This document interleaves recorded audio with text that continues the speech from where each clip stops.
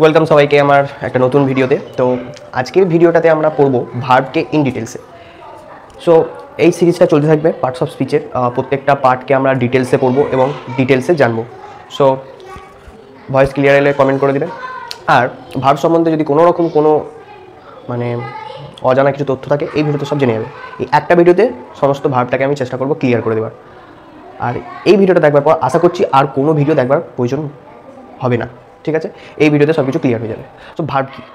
ভার্বের বাংলা হচ্ছে ক্রিয়া, মানে কাজ করা বোঝায়। কী কাজ করা বোঝায়? অ্যাকচুয়ালি আমরা পার্টস অফ স্পিচেই বলেছিলাম যে আমরা শব্দকে নিয়ে পড়ছি, ঠিক আছে? পার্টস অফ স্পিচ অ্যাকচুয়ালি কি শব্দের ভাগ। ইংলিশে যে এত ওয়ার্ড আছে সেই সব কটাকে 8টা ক্যাটাগরিতে ভাগ করা হয়, সেটা হচ্ছে পার্টস অফ স্পিচ। তার মধ্যে একটা ক্যাটাগরি হচ্ছে ভার্ব, মানে ক্রিয়া, মানে যে শব্দ দ্বারা কাজ করা বোঝায় তাকেই বলা হয় ভার্ব। ফর এক্সাম্পল, আমি এখন পড়াচ্ছি, তাহলে টিচ একটা ভার্ব। তোমরা এখন ভিডিওটা দেখছো, watch, this is also a verb. Right, এটাও একটা ভার্ব। রিড। ভার্বের আমরা কী করবো? ভাগ করবো। ভার্বকে শ্রেণীভাগ করবো, কভাগে ভাগ করা হয়, ভার্ব কী ক টাইপের ভার্ব আছে এইগুলোকে ভালো করে জানবো। সো ভার্ব কী এটা আমরা বুঝতে পেরে গেছি। ভার্ব হলো যে শব্দ দ্বারা কাজ করা বোঝায় তাকেই ভার্ব বলে। ওকে, এই ভার্বকে কভাগে ভাগ। সো ভার্বকে আমরা মূলত দুভাগে ভাগ করে থাকি, ঠিক আছে? একটা হচ্ছে মেন ভার্ব বা অক্সিলারি ভার্ব। দেখো, মেন ভার্বকে অনেকেই প্রিন্সিপাল ভার্ব বলে, ঠিক আছে? অক্সিলারি ভার্বকে হেল্পিং ভার্ব বলে। সো এগুলো আরেকটা করে নাম আছে, বিভিন্ন গ্রামার বই বিভিন্ন রকম নাম দেওয়া হয়েছে। সো কোনো গ্রামার বই কিচ্ছু ফলো করার দরকার নেই, খালি এই ভিডিওটা দেখলে পুরো ভার্বের কনসেপ্ট ক্লিয়ার হয়ে যাবে A to Z। Okay, so main ভার্বকে আবার দুভাগে ভাগ করা হয়, ফাইনাইট, নন ফাইনাইট। তার আগে বলি মেন ভার্ব কী আর অক্সিলারি ভার্ব কী। মেন ভার্ব হচ্ছে সে সমস্ত ভার্ব, কাজ যেগুলো করতে গেলে আমাকে শারীরিক ক্ষমতা প্রয়োগ করতে হবে। যেমন এখন আমি বলছি, কথা বলছি, মুখ লড়ছে, আমার আর শারীরিক ক্ষমতা প্রয়োগ করতে হচ্ছে, তবে কথাটা বলতে পারছি। তোমরা ভিডিওটা দেখছো, চোখ কাজ লাগছে, কাজ করছে একটা চোখ দুটো, তো এইটা হচ্ছে একটা। আর অক্সিলারি ভার্ব কি? অক্সিলারি ভার্ব হচ্ছে আরেক নাম হচ্ছে হেল্পিং ভার্ব, মানে সাহায্যকারী ভার্ব। এটা কাকে সাহায্য করে? এটা মেন ভার্বকে সাহায্য করে। কী ক্ষেত্রে সাহায্য করে? অনেক ক্ষেত্রে। যেমন মেন ভার্ব কখন কাজটা করছে সেটা বোঝাতে, ঠিক আছে? আরও অক্সিলারি ভার্ব কাজে লাগে। আমরা অনেক জায়গায় আরও ডিটেলসে পড়বো, যখন পড়বো যে মেন ভার্ব যখন থাকবে না, যখন একটা সেন্টেন্সে একটাই অক্সিলারি ভার্ব থাকবে তখন সেটাই মেন ভার্ব হয়ে যাবে। অক্সিলারি ভার্ব এই ক্ষেত্রে কাজে লাগে কারো ব্যাপারে কোনো কিছু বলতে। যেমন আই এম আ স্টুডেন্ট, আমি হয় একজন ছাত্র। এই তাহলে এখানে অ্যামটা হচ্ছে একটা কি মেন ভার্ব, যেটা কার ব্যাপারে বলছে? আমার ব্যাপারে, যে আমি হয় একজন কি ছাত্র। সেগুলো পরে অক্সিলারি ভার্বটা পড়বো, আগে মেন ভার্বটা বুঝবো। তাহলে যে সমস্ত কাজ করতে গেলে আমাদের কী করতে হচ্ছে? শারীরিক ক্ষমতা প্রয়োগ করতে হচ্ছে, সেগুলোকে আমরা বলছি মেন ভার্ব। মেন ভার্বকে আমরা দুভাগে ভাগ করেছি, একটা হচ্ছে ফাইনাইট, একটা হচ্ছে নন ফাইনাইট। ফাইনাইট কি আর নন ফাইনাইট কি? ফাইনাইট হচ্ছে সে সমস্ত ভার্ব যেইগুলো সাবজেক্ট আর টেন্সকে দেখে নিজেকে পরিবর্তন করতে পারে। সাবজেক্ট মানে একটা সেন্টেন্সের যে কাজটা করছে সাবজেক্ট, বা যার ব্যাপারে বলা হচ্ছে সেই সাবজেক্ট, তাকে দেখে, আর টেন্স মানে সময় দেখে, কাজটা কখন হচ্ছে সেটাকে দেখে নিজেকে পরিবর্তন করতে পারে, তাকে আমরা বলবো ফাইনাইট ভার্ব। এক্সাম্পল, যে কোনো একটা এক্সাম্পল, যেমন টিচ মানে পড়ানো। তাহলে আমি পড়াই, আই টিচ। সে পড়ায়, হি টিচেস।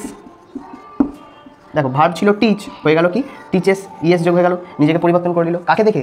দেখো, সাবজেক্টটা যেই চেঞ্জ হয়ে গেল। আমি পড়াতাম, আই টট। টেন্স দেখে পরিবর্তন হয়ে গেল, আমি পড়াতাম, পাস্টে টেন্স দেখে পরিবর্তন হয়ে গেল। তো এই সমস্ত ভার্বকে আমরা কি বলবো? Finite verb. এবার ফাইনাইট ভার্বের বাংলা কি? ফাইনাইট ভার্বের বাংলা জেনে কোনো কাজ নেই। ফাইনাইট বাংলা হচ্ছে সমাপিকা ক্রিয়া, তো জেনে কোনো কাজ নেই। আমরা টার্মসগুলো জানবো, কাকে বলে জানবো, এইগুলো সব আমরা জানবো, কনসেপ্ট ক্লিয়ার রাখবো আমাদের কাছে, ঠিক আছে? এইটা গেল ফাইনাইট ভার্ব। এরপর ফাইনাইট ভার্বকে আমরা দুভাগে ভাগ করেছি, একটা হচ্ছে ট্রানজিটিভ, একটা হচ্ছে ইনট্রানজিটিভ। ট্রানজিটিভ কি? ট্রানজিটিভ ভার্ব হচ্ছে যে সমস্ত ফাইনাইট ভার্বের একটা করে অবজেক্ট থাকে। যেমন I write a letter, I write a letter.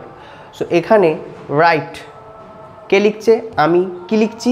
A letter, একটি চিঠি। তাহলে কি এর উত্তর আমি পাচ্ছি, মানে অবজেক্ট আছে ভার্বটা, তার মানে এটা হচ্ছে একটা ট্রানজিটিভ ভার্ব। আরেকবার এক্সাম্পলটা ভালো করে বুঝো। আই রিড স্টোরি বুক, আমি পড়ি গল্পের বই। ওকে, তাহলে এখানে রিডটা হচ্ছে ভার্ব। একে এটা ট্রিক মনে রাখবে, কে দিয়ে প্রশ্ন করে উত্তর হিসেবে যাকে পাবো সেটা হচ্ছে সাবজেক্ট। কি দিয়ে প্রশ্ন করলে উত্তর হিসেবে যাকে পাবো সেটা হচ্ছে অবজেক্ট। তাহলে প্রশ্ন করি, কে পড়ে? উত্তরকে আমি, তার মানে এটা সাবজেক্ট। কি পড়ি? গল্পের বই, তার মানে উত্তর পেয়ে গেছি, এটা হচ্ছে অবজেক্ট। তাহলে ট্রানজিটিভ ভার্ব কাকে বলে?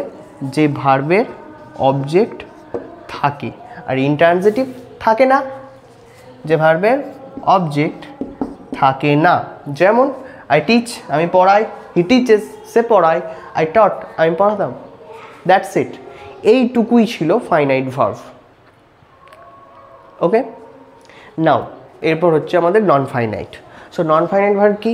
যেমন ফাইনাইট ভার্ব কি বলেছিলাম, সাবজেক্ট আর টেন্সকে দেখে নিজেকে পরিবর্তন করে নেয়। নন ফাইনাইট তার উল্টো, পরিবর্তন করে না, সেটাকেই আমরা নন ফাইনাইট বলবো। নন ফাইনাইট ভার্বকে আমরা 3 ভাগে ভাগ করব। আর হচ্ছে ইনফিনিটিভ, জিরান্ড, পার্টিসিপল। এই 3টে ভার্বকে আমরা ভালো করে চিনব, এদের ফর্ম দেখব, এদের স্ট্রাকচার দেখব এবং এদেরকে চিনতে শিখবো, এদের কাজ কী সেটা জানবো। ঠিক আছে, দেখো ইনফিনিটিভ। ইনফিনিটিভ ভার্ব হচ্ছে, এর স্ট্রাকচার হচ্ছে 2 + V1। যখনই এই স্ট্রাকচারে, সেন্টেন্সে যেখানে খুশি এই স্ট্রাকচারে যখনই বসে যাবে কোনো ভার্ব, V1 মানে হচ্ছে কি, ভার্বের বেস ফর্ম। ভালো করে বুঝবে, ভার্বের 3টে ফর্ম আমরা সাধারণত, আপাতত আরও ফর্ম হয়, আরও ফর্ম পড়াবো, বাট 3টে ফর্ম আমাদের মুখস্থ রাখতেই হবে। একটা হচ্ছে প্রেজেন্ট, একটা হচ্ছে পাস্ট, আর একটা হচ্ছে পাস্ট পার্টিসিপল। 3টে, প্রেজেন্ট, পাস্ট, পার্টিসিপল। এবার এইটাকে শর্টে বলা হয়, একটাকে V1, এটাকে V2, এটাকে V3। ওকে, সো এই প্রেজেন্ট ফর্মটা ভার্বের মানে বেস ফর্ম, সেইটা আগে একটা 2 থাকে। একটা এক্সাম্পল দিয়ে দেখে নিই। টু প্লে, প্লে V1, 2 বসে আছে, 2 + V1। To go, to see, to write, to know. এইটা হচ্ছে এটার ফর্ম। তাহলে খুব ইজিলি চিনতে পেরে গেলে যে ইনফিনিটিভ ভার্ব কোনটা। একটা 2 থাকবে আর তার পাশে একটা ভার্বের বেস ফর্ম অর্থাৎ V1 বসে থাকবে। দ্যাটস ইট, এটাই হচ্ছে ইনফিনিটিভ। এবার ইনফিনিটিভে আমরা করি কি, কাজটা কি, ইজিলি ধরো তোমার কোনো কিছু করতে ভালো লাগে, তাহলে আমার ভালো লাগে কিছু করতে, যেমন আমার ভালো লাগে পড়াতে, তাহলে আই লাইক টু টিচ। আমার পড়তে ভালো লাগে, আই লাইক টু রিড। আমার খেতে ভালো লাগে, I like to it.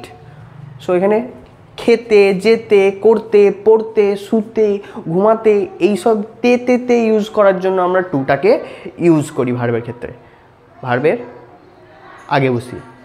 Clear? এটা গেল ইনফিনিটিভ। এরপর আসি জিরান্ডে।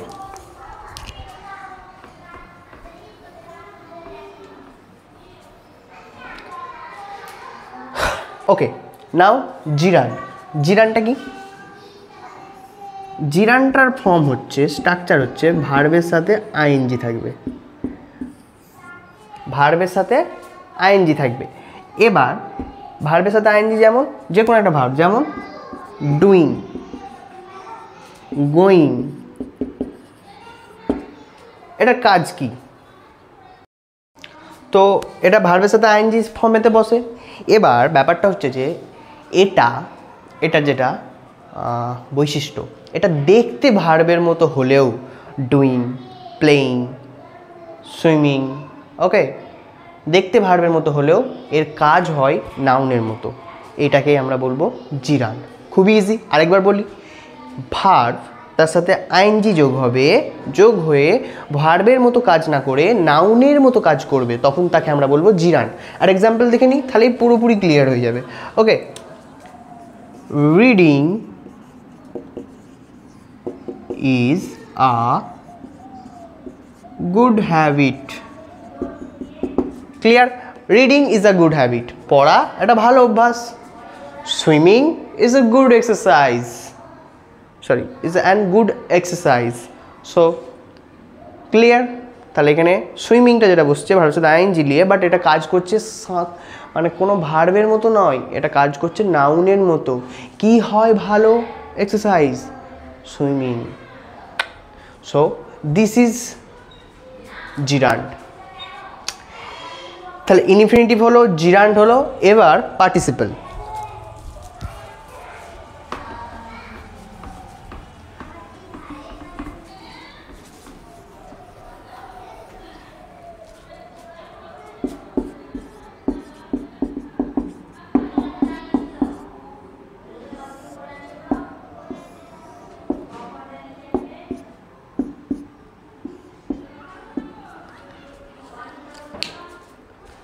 ওকে, সো আমরা নেক্সট পড়বো হচ্ছে পার্টিসিপল।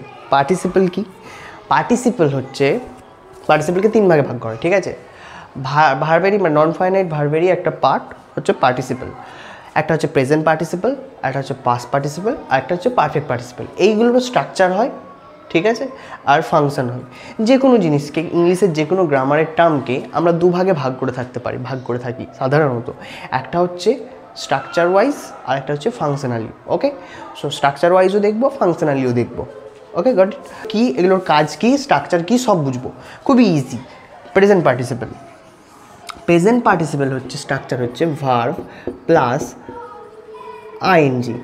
এইটা হচ্ছে প্রেজেন্ট পার্টিসিপলের স্ট্রাকচার। এবার এটার কাজ, এইটা 2 জায়গায় সাধারণত আমরা দেখে থাকি। একটা হচ্ছে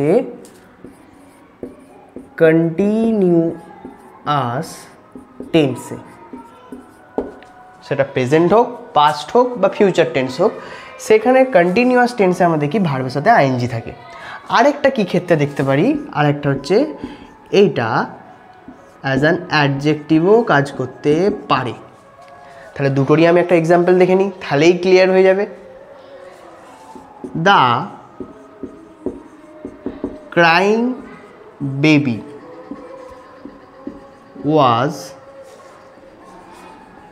was hungry। বলছে দ্য ক্রাইং বেবি মানে কান্না করা বাচ্চাটা ছিল ক্ষুধার্ত, মানে যে একটা বাচ্চা যে কাঁদছিল প্রচণ্ড। তাহলে এখানে ক্রাইংটা কি করছে, এই বেবিটার ব্যাপারে ডিসক্রাইব করছে। তাহলে যে ওয়ার্ড নাউন বা প্রোনাউনের ব্যাপারে ডিসক্রাইব করে তাকে আমরা কি বলি, একদম অ্যাডজেক্টিভ। সো দেখতে ভার্বের মতো হলেও, ভার্বের সাথে আইএনজি বসেও কাজ করছে অ্যাডজেক্টিভের মতো। তাহলে এটা আমরা বলতেই পারি প্রেজেন্ট পার্টিসিপল। ক্লিয়ার? ব্যাস। কন্টিনিউয়াস টেন্সে যেমন আই অ্যাম টিচিং, আমি পড়াচ্ছি এখন। ইউ আর ওয়াচিং, তোমরা দেখছো। ভার্বের সাথে আইএনজি, কোনো কাজ চলছে এটা বুঝাতে, কাজটা এখনো চলছে, শেষ হয়নি, এটা বুঝাতে আমরা ভার্বের সাথে আইএনজি ইউজ করি, প্রেজেন্ট পার্টিসিপল ব্যবহার করে থাকি। Now next past participle. Past participle কি? এটার ফর্ম হচ্ছে, পাস্ট পার্টিসিপল হচ্ছে V3টা, V1 V2 V3টা, যেটাকে আমরা V3 বলে থাকি। এটা সাধারণত ইডি যোগ করে থাকে, ইএন যোগ করে থাকে, ঠিক আছে? যেমন এক্সাম্পল আমি যদি দেখি, ব্রোকেন, লুকড, স, ওয়েন্ট, এইগুলো। এটার কাজ কি? এটার কাজ হচ্ছে, একটা হচ্ছে পারফেক্ট টেন্সে ব্যবহার করা হয়, প্রেজেন্ট হোক, পাস্ট হোক বা ফিউচার হোক, পারফেক্ট টেন্সে ব্যবহার করা হয়। আর একটা হচ্ছে এটাও অ্যাজ অ্যান অ্যাডজেক্টিভ কাজ করে। যেমন দ্য চেয়ার ইজ ব্রোকেন, চেয়ারটা ভাঙা। এখানে তাহলে চেয়ারটা কি ইউজ করা হলো, ব্রোকেনটা কি ব্যবহার করা হলো, একটা অ্যাডজেক্টিভ হিসেবে। কিন্তু কি ওটা আমরা দেখতে পাচ্ছি কি, স্ট্রাকচার ওয়াইজ কি, ওটা একটা ভার্ব, বাট আমরা ব্যবহার করছি অ্যাডজেক্টিভ হিসেবে। আবার I have already done my homework, আমি আমার হোমওয়ার্কটা করে ফেলেছি। তাহলে এইখানেও ডানটা একদম ভার্ব হিসেবেই কাজ করলো, ভার্বের থার্ড ফর্ম হয়ে। মনে রাখবে পাস্ট পার্টিসিপল মানে V3 সর্বদা নয়, মানে অ্যাক্টিভ, কোনো একটা অ্যাক্টিভ সেন্টেন্সে মানে বেশিরভাগ ক্ষেত্রে হ্যাভ হ্যাজকে নিয়ে বসে, আনটিল আনলেস সেটা প্যাসিভ যদি না হয়। ওকে, প্যাসিভ কি অ্যাক্টিভ কি সেটা ভয়েস চেঞ্জ করানোর সময় শিখিয়ে দেবো, ঠিক আছে? তাহলে আমি যে দুটো উদাহরণ বললাম, কি কি he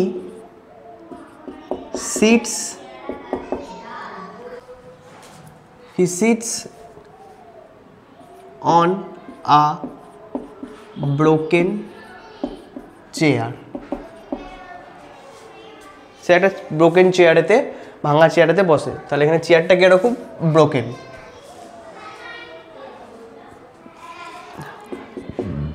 I have finished my task, আমি আমার কাজ শেষ করে ফেলেছি, কমপ্লিট করে ফেলেছি। ভার্বের থার্ড ফর্ম এখানে কাজ করছে অ্যাজ অ্যান অ্যাডজেক্টিভ। আর এখানে কাজ করছে as a verb. That's it, past participle এইটুখানি। এবার পারফেক্ট, তাহলে প্রেজেন্ট হলো, পাস্ট হলো। পারফেক্টের স্ট্রাকচার কি? পারফেক্টের স্ট্রাকচার হচ্ছে হ্যাভিং প্লাস V3, এই স্ট্রাকচারে বসে, ঠিক আছে? হ্যাভিং প্লাস V3 মানে পাস্ট পার্টিসিপল। একটা example, having finished, having watched,